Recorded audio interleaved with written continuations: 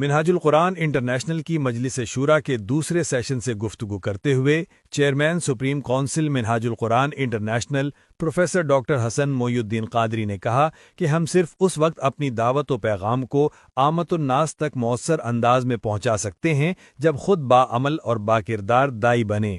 انہوں نے کہا کہ دعوت دین کے لیے حکمت اور لہجے کی نرمی بنیادی شرط ہے۔ بعض مواقع پر خاموشی اختیار کرنا بھی حکمت کا تقاضا ہوتا ہے، جیسے اللہ تعالیٰ نے 2 نمازوں کو سری اور 3 کو جہری رکھا ہے۔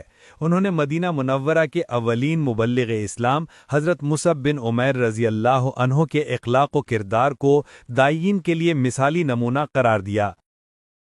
ڈاکٹر حسن موئی الدین قادری نے کہا کہ ضروری نہیں ہے کہ سوشل میڈیا پر ہر معاملہ زیر بحث لایا جائے، کبھی کبھی مبنی بر حکمت خاموشی بھی بہترین موقف اور مؤثر جواب ہوتا ہے۔ انہوں نے ذمہ داران و کارکنان پر زور دیا کہ منہاج القرآن کے سوشل میڈیا پورٹل منہاج 365 موبائل ایپ کے باقاعدہ استعمال کو یقینی بنائیں اور اس میں وضع کردہ مراکز علم کے نظام سے بھرپور فائدہ اٹھائیں۔